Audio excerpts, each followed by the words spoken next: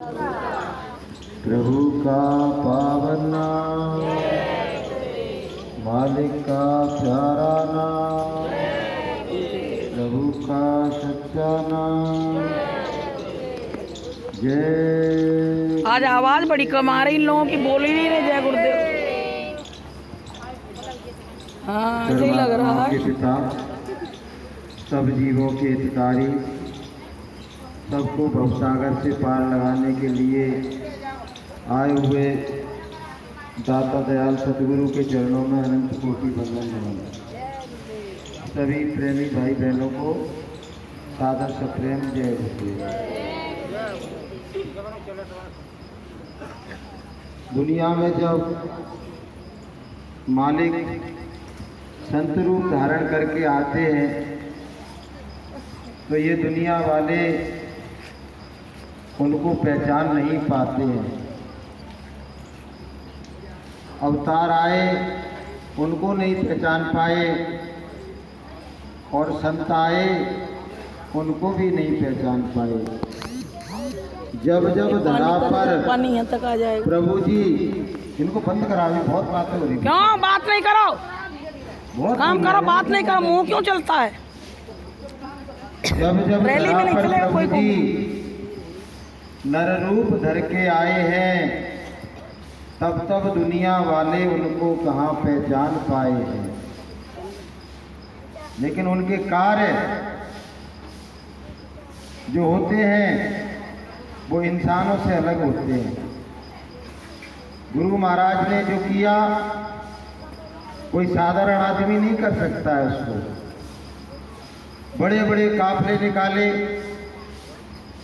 1986 में गुरु महाराज ने काफला निकाला, उसमें 50,000 गाड़ियां चल रही थी। 50,000। आप सोचिए उसमें कितने लोग बैठे होंगे। और शाम को जाके वहाँ गुरु महाराज का सत्संग होता था और 50,000 आदमियों के लिए भोजन व्यवस्था होती थी। गुरु महाराज ने ऐसे ऐसे चमत्कार दिखाए। एक जगह तो पानी करनी आ जाती, पानी प्रयागराज संगम पर इन्हीं दिनों गुरु ने महामानव कुंभ लगाया। उसमें गंगा और जमुना में इतनी भयानक बाढ़ आ रही, वहाँ का प्रशासन कह रहा कि गुरु महाराज अपने भक्तों को यहाँ से ले जाइए, नहीं तो अनर्थ हो जाएगा। और भक्त भी कितने, बहनों भाइयों, 10 लाख लोग, 10 लाख लोग वहाँ पड़े हुए। इधर से गंगा में बाढ़ आ रही और उधर से जमुना में बाढ़ आ रही। आपको चमत्कार की बात बता रहा हूँ मैं। गुरु महाराज ने 7 दिन लगातार कार्यक्रम किया और दोनों नदियाँ मर्यादा में एक सीमा में बहती रहीं। लेकिन वहाँ के जो कलेक्टर महोदय थे उन्होंने कहा कि हर हाल में यहाँ से अपने प्रेमियों को यहाँ से ले जाइए, नहीं तो हम जवाब नहीं दे पाएंगे प्रशासन को। तो गुरु महाराज ने दिन में 1 बजे लोगों को बुलाया और कहा कि बच्चों, ये नदियाँ हमारी, इनको माँ रूप में हम देखते हैं। गंगा मैया, जमुना मैया, ये हमको क्या निगल जाएंगी? अपने भक्तों को ही निगल जाएंगी। लेकिन प्रशासन को विश्वास नहीं है। बोले अब मैं तुमको आदेश दे रहा हूँ कि यहाँ से जाइए और ऐसे उड़ जाइए जैसे कि कोई चिड़िया दाना चुप के यहाँ से उड़ जाती है, और ऊपर पहुँच जाइए। और देखिए गुरु महाराज ने साथ में क्या कहा कि मैं नदियों को भी आदेश दे रहा हूँ, जैसे ही मेरे भक्त यहाँ से ऊपर पहुँच जाएं तुम अपने वास्तविक रूप में आ जाना। अभी मर्यादा में बह रही थी और आप फिर उसमें वास्तविक रूप में आ जाना। तो बहनों भाइयों, शाम होते होते सभी जितने भी सत्संगी प्रेमी थे ऊपर उधर चले गए। और जब गुरु महाराज वहाँ से हटे तो हटते ही वहाँ इतना पानी हो गया, इतना पानी हो गया कि हमने ऊपर से देखा तो हमको अचम्भा लग रहा कि यहाँ इतने लोग कैसे रुके थे। 1 इंची जमीन वहाँ ऐसी नहीं थी जहाँ पानी ना हो। और जब सुबह जग के हमने वहाँ देखा तो वहाँ जहाँ हम लोग रुके हुए थे 10 लाख लोग, वहाँ नावें चल रही थी। मतलब गुरु महाराज का चमत्कार देखिए कि गुरु महाराज जो संकल्प ले लें, नदियों को थाम दें, कुदरत को थाम दें, जो संकल्प ले लें वो उसको पूरा होना ही है। सारी कायनात उनके संकल्प को पूरा करने में लग जाती है। तो गुरु महाराज ने संकल्प लिया इस कलकाल में कि ये जो कलयुग है अपने प्रथम चरण में ही अंतिम चरण का रूप धारण कर लिया है, और ऐसी ऐसी घटनाएं हो रही हैं कि अगर अपनी जवान से हम उन घटनाओं को बता दें तो मेरी जवान भी गंदी हो जाएगी। ऐसी ऐसी घटना इसी क्षेत्र में हुई है, बताने की क्या जरूरत है।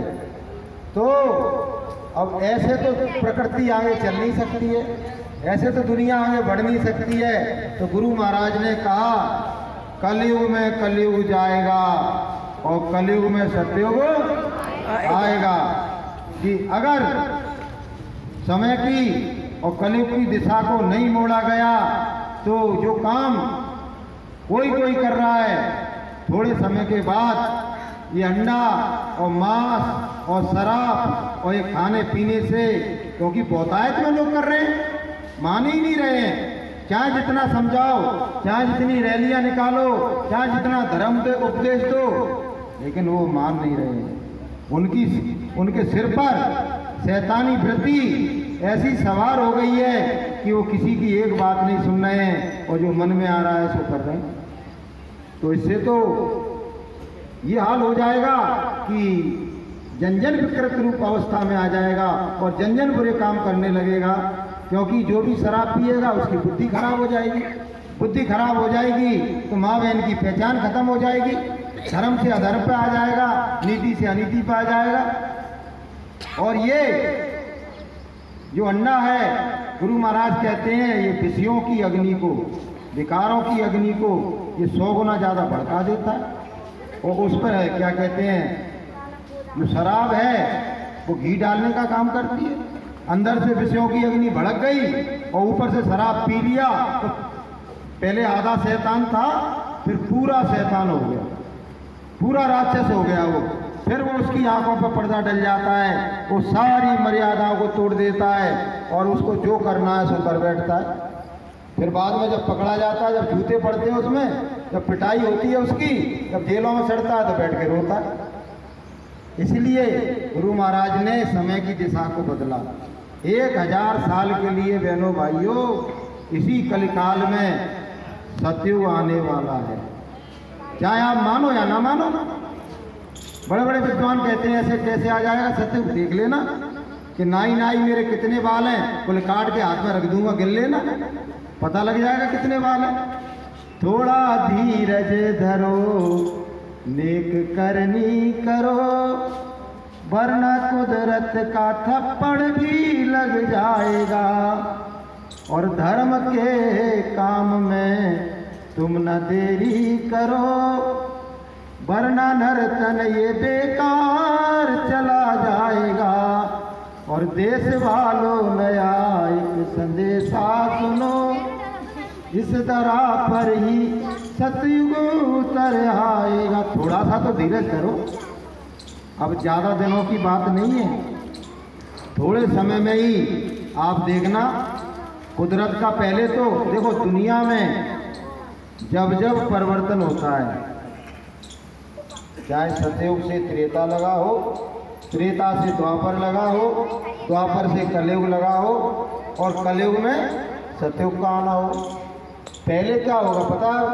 होगा विनाश भारी, धरा पर मचेगी हाहाकारी। पहले विनाश होता है, पहले विप्लव होती है, पहले कोहराम मचती है, पहले कयामत आती है। और ऐसी कयामत आती है कि जिनके कारण ये कुदरत रूपी जननी पाप से दब रही है, वो कुदरत रूपी माँ ऐसा तांडव नृत्य करती है कि सारे पापी दुराचारियों का संहार कर देती है। कि जितने पापी कुकर्मी हैं दुनिया में सब, उनका नाम हो निशा भी न रह पाएगा। और देश वालों नया एक संदेशा सुनो, इस दरा पर ही सतयुग उतर आएगा।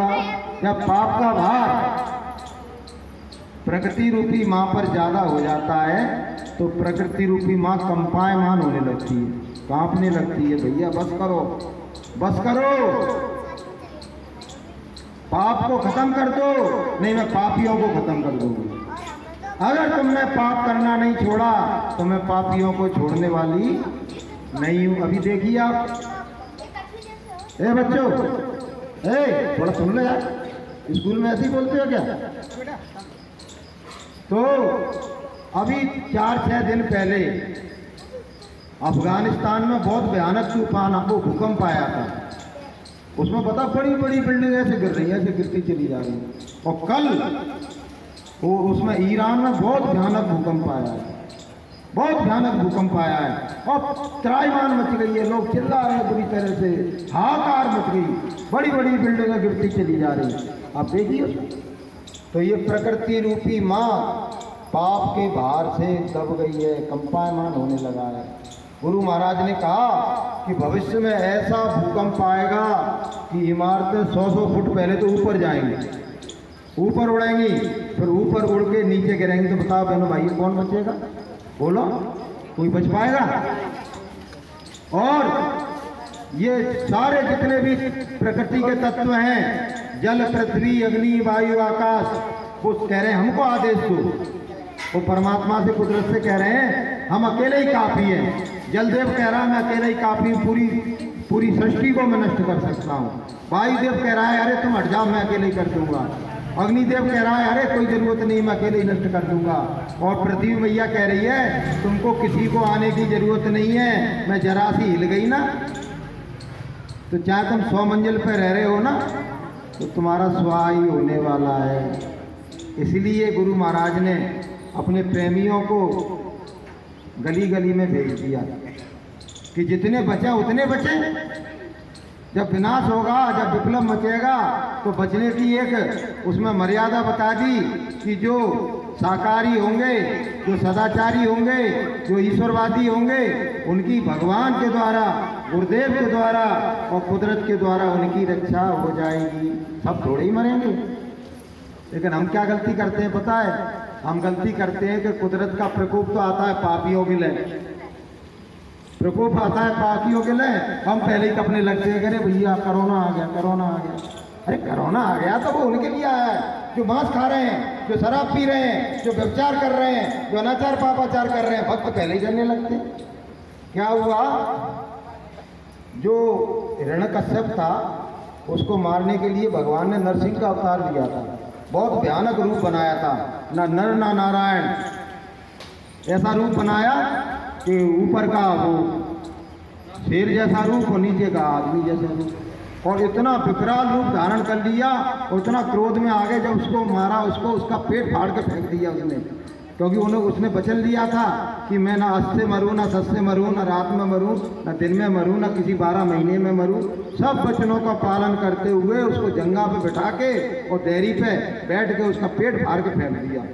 फिर वो इतना भयानक क्रोध आ गया कि वो जो प्रहलाद था ना, वो भी ऐसे थर-थर कांपने लगा कि भगवान को इतना विकराल रूप, ये तो मुझको भी मार डालेंगे।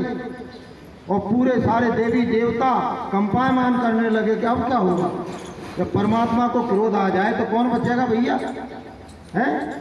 जब भगवान का, शंकर का जब शिवनेत्र खुल जाए तो फिर तो संहारक रूप में आ जाते हैं कि तप बल शेष धरई मई भारा और तप बल शंभु करई संगारा। जब वो संहार के रूप में आ जाते हैं, संहारक रूप में आ जाते हैं तो ऐसा लगता है पूरी सृष्टि को ही नष्ट कर देंगे। तो देवताओं ने क्या किया पता है? देवताओं ने सोचा कि अगर भगवान इसी तरह रुद्र रूप में आ गए तो सारी सृष्टि का विनाश हो जाएगा। तो प्रहलाद को ले जाके उसे कहा बेटा तुझसे कुछ नहीं कहेंगे, तेरी रक्षा के लिए उन्होंने ऐसा रूप बनाया है, तू ऐसा कर, हमारी विनती सुन और जरा सा उनके सामने जाके खड़ा हो जा, बस खड़ा बर हो जा तो हमारी सबकी जान बच जाएगी। तो डरते डरते प्रहलाद जब सामने गया तो भगवान एकदम समझ गए कि अरे मेरे इस रौद्र रूप के कारण मेरे भक्त भी डरने लगे, मेरा भक्त कांप रहा है। तो ये एकदम ठंडे पड़ गए, एकदम ठंडे पड़ गए और उसके सिर पे हाथ फेरने लगे और बोले कि बेटा, मैं तेरी खातिर तो मैंने ये रूप बनाया और तू मुझसे डर रहा है, तो मैं इस क्रोध के रूप को शांत कर देता हूँ। तो ये भक्त हमारे जो हैं, जो रोज भगवान का भजन करते हैं, शाकाहारी हैं, सदाचारी हैं, ईश्वरवादी हैं, इनकी वजह से तो विनाश रुका हुआ है। इनकी वजह से ही कुदरत ठंडी पड़ी हुई थी, लेकिन कब तक ठंडी रहे वो कि घिरी बदरिया पाप की तो बदरिया छा गई है और बरस रहे अंगार, और संत ना होते जगत में और जल मरता संसार। अगर संत नहीं होते और संतों के बंदे नहीं होते जो भगवान का भजन करते हैं, बहनों भाइयों, अपनी भी संख्या कम थोड़ी है। गुरु महाराज ने दिल्ली बोट क्लब में एक आवाज में 1 करोड़ लोगों को टाट पहनवाया था। हम जैसे तो वहाँ पहुँच भी नहीं पाए थे दिल्ली, और 1 करोड़ लोगों ने टाट पहन लिया था। ये गई थी, हम नहीं जा पाए।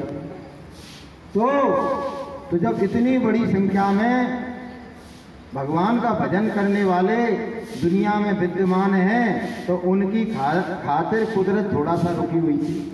लेकिन अब जो होने वाला है कि समय बदलने वाला है और परिवर्तन होने वाला है, और कुदरत है नाराज खड़ी और आगे तबाही।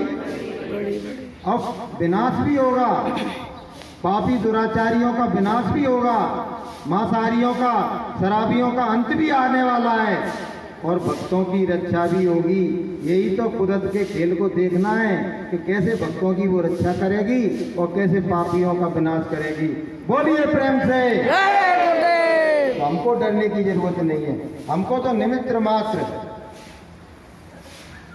कि तुम निमित्त मात्र बन जाओ, यस तुम्हें दिलाने आए हैं। तुम निमित्त मात्र बन जाओ, यस तुम्हें दिलाने आए हैं। भारत के वीरों जग जाओ, गुरुदेव जगाने आए हैं। भारत के लालो जग जाओ, गुरुदेव जगाने आए हैं।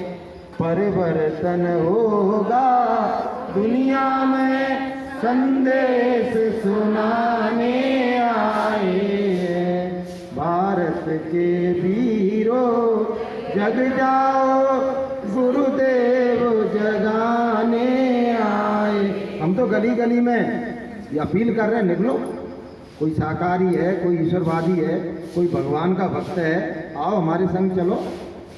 हम तो धर्म का, कर्म का, इंसानियत का, मानवता का, सबको खुशहाल बनाने का, सबको परमात्मा से मिलाने का, सबका बंधन तोड़वाने का प्रचार कर रहे हैं, गुरु महाराज के संदेश का। इसमें ये थोड़ी बात है कि भैया हम क्या कहते हैं, जय गुरुदेव वाले, तुम राम वाले। अरे हम तो तुमको राम से मिलाने का बात कर रहे हैं भैया, तुमको शाकाहारी बनाने की बात कर रहे हैं, सदाचारी बनाने की बात कर रहे हैं। इसमें तो सब शामिल हैं, कोई एक नहीं। लेकिन अफसोस की बात तो ये है कि लोग समझते हैं गुरुदेव के भक्त आए हैं, उनका कार्यक्रम चल रहा है, चलो अपन तो दूध लेके घर चलते हैं, हमें तो दूध पीना है, अमृत नहीं पीना। ये अमृत भरी वाणी गुरुदेव की बताई जा रही है, वो फीकी लग रही है और चाय मीठी लग रही है।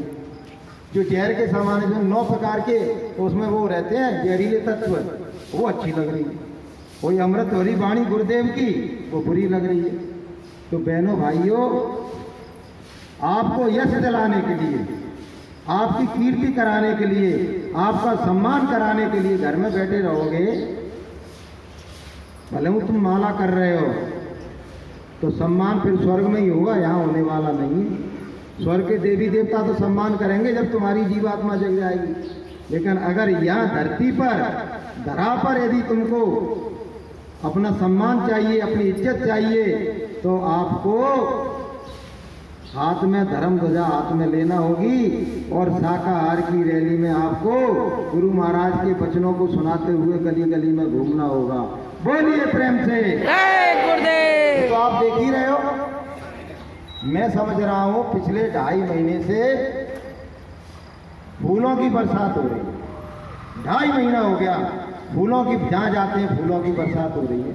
अच्छा, अच्छे काम के लिए निकले जब तो हो रही है। बोलो बहनों भाइयों, हाँ। अगर बुरे काम के लिए निकलते तो कोई फूलों की बरसात करता? ये माताएं बहनें जिनके घर में रैलियां आती हैं, भाव भाव में हो जाती हैं कि मेरे यहाँ संगत आई है, मेरे यहाँ गुरुदेव आए, स्वयं परमात्मा मेरे घर पर आ गया। तो संगत जो है, आप संगत में शामिल रहोगे तो परमात्मा के रूप में हो जाओगे, और घर में रहोगे तो परमात्मा के रूप में नहीं रहोगे। इसलिए हमको जोश के साथ, खरोश के साथ, उमंग के साथ, उत्साह के साथ इस कार्य में लगना है। और परिवर्तन आप ये नहीं समझना कि 50 साल बाद होगा या 20 साल बाद होगा। गुरु महाराज ने 2003 में कहा था कि बच्चों, मेरा शिव नेत्र खुला हुआ है और मुझको दिख रहा है कि परिवर्तन तुम्हारे ऐन कगार पर आ गया है, ऐन कगार पर आ गया है। तुमको दिखाई नहीं दे रहा है और मुझको दिखाई दे रहा है। जब परिवर्तन कगार पर आ गया है तो विनाश भी कगार पर आ गया है और कुदरत की लीला भी कगार पर आ गई है। इसलिए इस कार्य में लग जाओ। देखो, हमने भी तो इस तन से बहुत उल्टा सीधा किया है। इस जुमा से किसी से बुरे बोले हैं, हाथों से हमने किसी को मारा है, पैरों से चल के कहीं ऐसी जगह गए हैं, बुरी जगह भी चले गए, पिक्चर देखने चले गए, किसी के बुरे आदमी के यहाँ चले गए। तो हमारे शरीर में भी तो तनो मन में अशुद्धि आ गई है, तो उसको भी तो शुद्ध होने की जरूरत है। हस्त शुद्ध जब होए दो कर शीश झुकावे, और वचन शुद्ध जब होए गुरु गुण मुख से गावे। पैर शुद्ध जब होए गुरु के दर्शन को धावे, और नैन शुद्ध जब होए गुरु के दर्शन को धावे। तो हमारा ये सारा शरीर अपवित्र है, 10 द्वारे मैल है, सब गंदम गंदा, और उत्तम तेरो नाम है बिसरे सुंदा। सारा शरीर परमात्मा ने बाहर से तो उजला बना दिया है, लेकिन भीतर से गंदा कर दिया है। तो इसकी अपवित्रता को दूर करना है, तो इसके द्वारा गुरु के कार्य में लग जाओ। तन भी शुद्ध हो जाएगा, ये पैर भी शुद्ध हो जाएगा। चल के आए ना, तो मेहनत सबसे ज्यादा कौन ने की? बोलो। पैरों ने की और जवान ने की। वो आदमी तो झंडा पकड़े था, वो कहेगा मैं भी तो मेहनत कर रहा था, मेरा नाम क्यों नहीं ले रहे हो तुम? फिर पूरा शरीर कहेगा भैया मैं तो संग नहीं चल रहा था, तुमने मेरे बारे में कुछ कही नहीं। कहा भैया हम कह रहे हैं पूरे शरीर ने मेहनत करी है, हमें स्वीकार कर रहे हैं पूरे तन ने मेहनत करी है। तो परमात्मा क्या चाहता है? परमात्मा ये चाहता है तुम्हारा तन भी शुद्ध हो जाए, तुम्हारा मन भी शुद्ध हो जाए, तुम्हारा धन भी शुद्ध हो जाए। बाहर की खूबसूरती इंसान देखते हैं और भीतर की खूबसूरती भगवान देखते हैं। तो तन भी सुंदर हो जाएगा, मन भी सुंदर हो जाएगा, और धन भी तुम्हारा पवित्र हो जाएगा। तो बोलो परमात्मा मिलेगा कि नहीं मिलेगा? बहनों मिलेगा। बोलो, विश्वास रखो मिलेगा। जब मैं गुरु के कार्य को करूंगा तो मेरा तन और मन और धन सब शुद्ध हो जाएगा। तो मेरा परमात्मा जो कहीं अन्यत्र नहीं है, मेरे अंतर में ही विराजमान है, वो परमात्मा झट से प्रकट हो जाएगा। बोलिए प्रेम से कि कबीर मन निर्मल भया, और जैसे गंगा नीर, और पीछे पीछे हरि फिरे, और कहे कबीर कबीर परमात्मा तुम्हारे पीछे पीछे घूमेगा। ये भैया कहाँ जा रहे हो, मुझे भी ले चलो। क्योंकि भक्त का और भगवान का जोड़ा बताया, जहाँ भक्त है वहाँ भगवान है, जहाँ पत्नी है वहाँ पति है, जोड़ा से रहते हैं वो सब। पिता है तो बेटा है? और जहाँ भक्त है वहाँ भगवान है, जहाँ गुरुदेव के बंदे हैं वहाँ गुरु भगवान विराजमान है। तो हमारे साथ हम अकेले नहीं चलते हैं, हमारे साथ गुरु भगवान। तू अकेला नहीं बंदे, सतगुरु तेरे साथ में। ये बात विश्वास मान के रखिए कि गुरु भगवान हमारे अंग संग हैं और वो हमारे साथ में चल रहे हैं। तो बोलिए प्रेम से। इन्हीं वचनों के साथ में अपनी वाणी को विराम देता हूँ। प्रेम से बोलो जय गुरुदेव। नाम किसका? प्रभु का पावन नाम, जय गुरुदेव। मालिक का प्यारा नाम, प्रभु का सच्चा नाम। जय